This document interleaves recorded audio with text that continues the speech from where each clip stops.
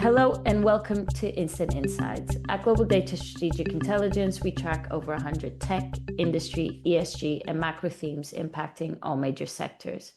My name is Carolina Pinto, and today I am joined by Elizabeth Johnson, Managing Director of Brazil Research at TS Lombard. Elizabeth, how are you? Fine. Thank you for this opportunity, Carolina. I really appreciate it. No problem. I brought you here to the podcast because we deal a lot with US, China, etc. But I think Brazil is a very important player in that, and it holds quite an important position in global politics.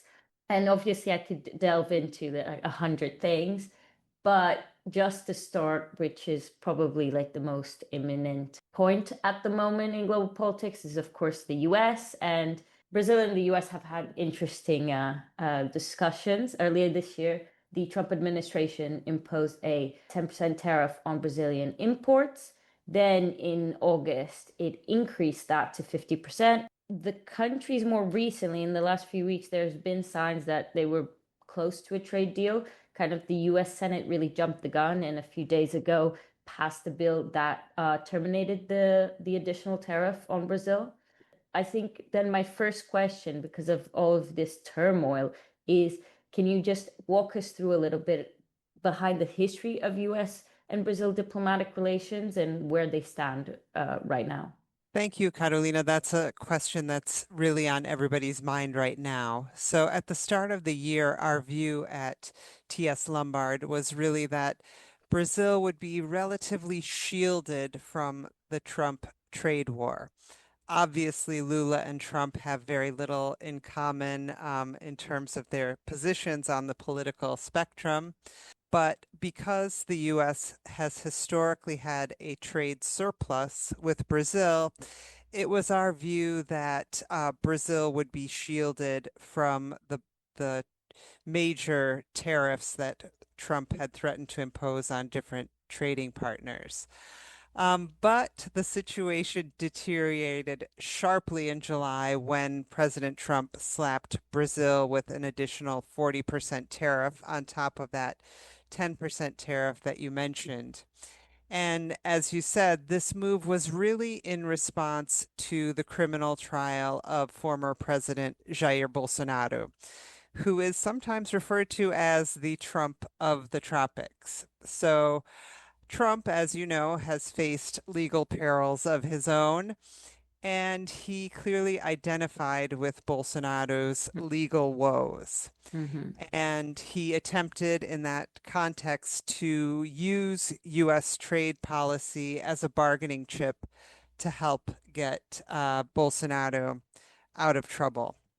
But in fact, it's been pretty clear over the past months that that has failed.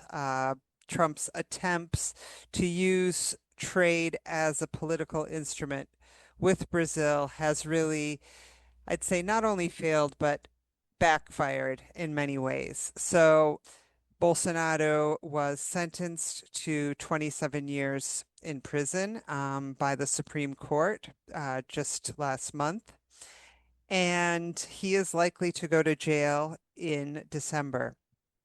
Furthermore, Bolsonaro's biggest political rival, Lula, has been given a new breath of political strength, and his approval rating has jumped in part because of his reaction to the tariffs.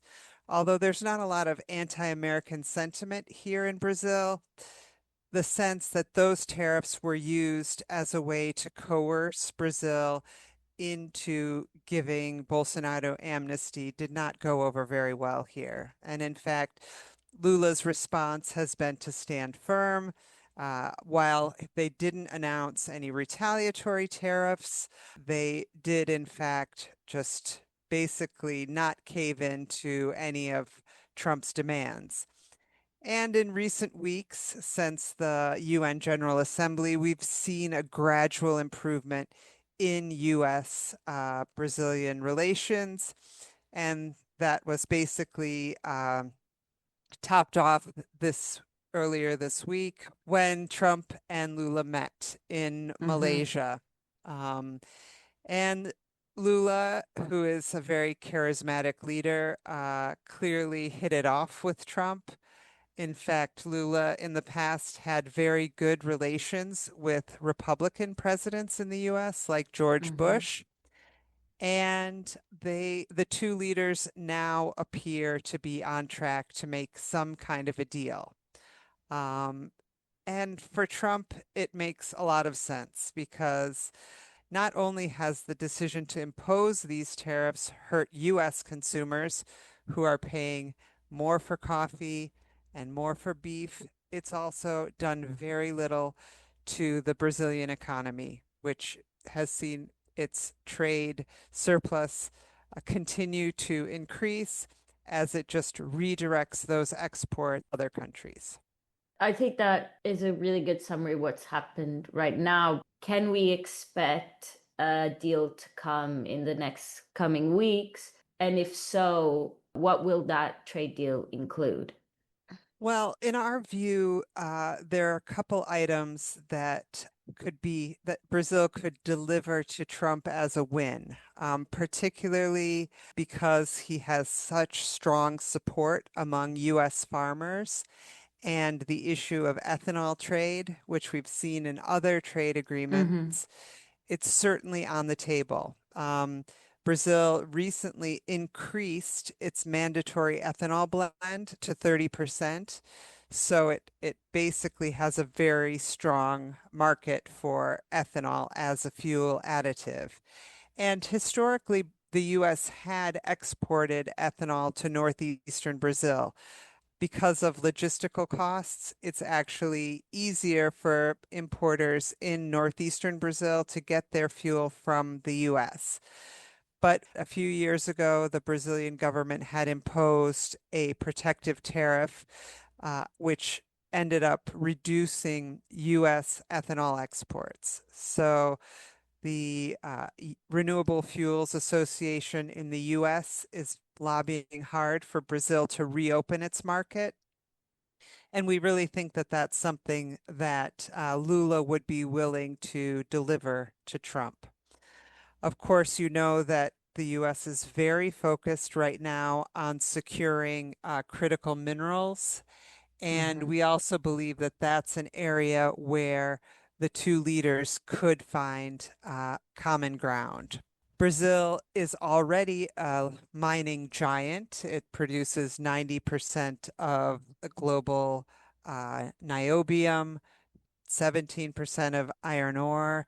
It has the second largest rare earths reserves, a quarter of global graphite reserves, also has important nickel reserves, and it has emerged recently as a major lithium producer.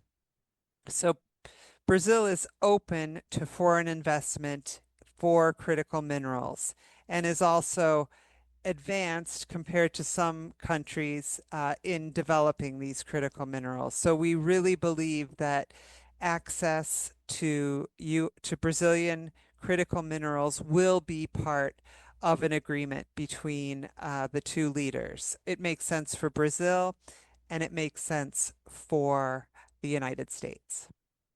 Yeah, I think both ethanol and critical minerals are very important to the US. In terms of, and still quite relevant to both ethanol and critical minerals, as they are very important to clean energy technologies. But another topic I kind of wanted to mention because it is very relevant to Brazil's position on the global chessboard, let's say, is that Brazil, at least under Lula's government, has always been quite an advocate for environmental concerns and deforestation in the Amazon, etc. And coincidentally, the COP30 is about to kick off later this month in Belém.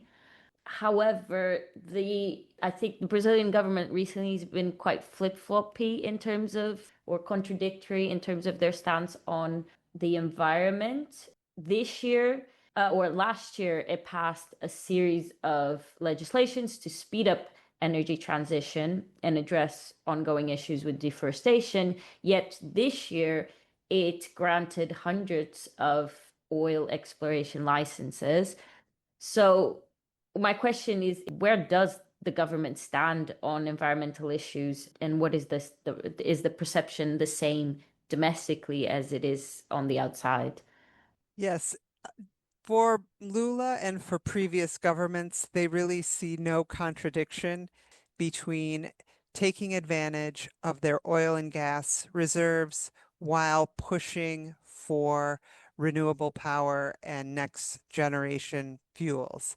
As I mentioned, the government just raised the mandatory ethanol blend in all gasoline. They also raised the biodiesel blend. But as you mentioned, they also are pushing ahead with the offshore deep water oil and gas exploration. So just earlier this year, there was a bidding round for areas in the so-called equatorial margin. That's off the northern coast of Brazil, off the Amazon and other states in northern Brazil. And that saw very strong interest with Chevron and Exxon and Petrobras all bidding and winning offshore areas to develop. Just last week, we had another bidding round for offshore areas in the pre-salt off the coast of southeastern Brazil.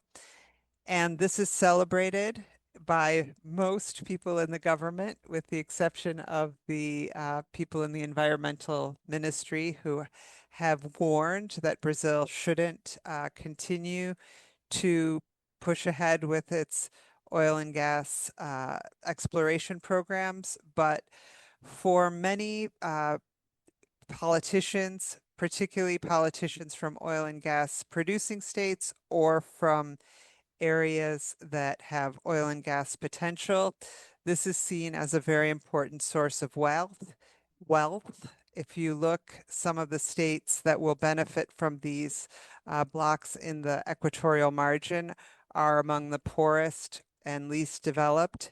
And to go against the exploration of these areas would be political suicide for Lula, who, as you know, will be up for re-election next year. But with that said, we're still seeing strong investments in renewables. Brazil's installed power generation capacity is overwhelmingly renewable, and it's also moving quickly to become a leader in green hydrogen, in sustainable aviation fuel, in green diesel. And also, it's one of the countries that does have the raw materials, the biomass, to actually be a leader in some of these next generation fuels. I think from our conversation so far, it's very clear that Brazil is working really hard to attract a lot of foreign investment, whether from clean energy, oil and gas, but also, as you mentioned, in tech with trying to attract interest for critical minerals, for all of these alternative fuels. And another one is for data centers. Recently, the government passed another decree to promote data center investment. In terms of all of this investment they're trying to get, how well equipped do you think Brazil is to becoming that tech hub in comparison to other South American alternatives? Well, South America definitely has advantages for the data center, this global push for more data center investments. And Brazil in particular stands out because currently Brazil has excess renewable power. And in fact, politicians are eager to find uses for that renewable power. So there had been a real hope that as green hydrogen investments went forward, that there would be greater demand for this renewable power from green hydrogen. that's going a little bit slower than people had maybe hoped. And now data centers are really seen as an option. So the government has been working pretty much all year on trying to lay out the most pertinent policies for a data center investment. So I'd say this is definitely a case where the politicians in Brasilia did their homework. And we know Finance Minister Fernando Haddad went to the US in April to California to talk to potential investors. They've been holding multiple meetings with the leading data center companies globally to find out exactly what kind of policies are needed to attract these investments to Brazil. And earlier in September, the government issued a decree creating a program called ReData, which aims to attract these investments. And it basically gives tariff exemptions to imported equipment. Um, this was this was seen as one of the barriers for investment in data centers in Brazil. Very high import tariffs on the components needed for data centers. And at the end of the day, what we saw was Brazilian companies were actually storing their data in Virginia or elsewhere. So the idea is by Hmm. making it more affordable for companies to invest here, they will do that because Brazil has other important pieces of the puzzle.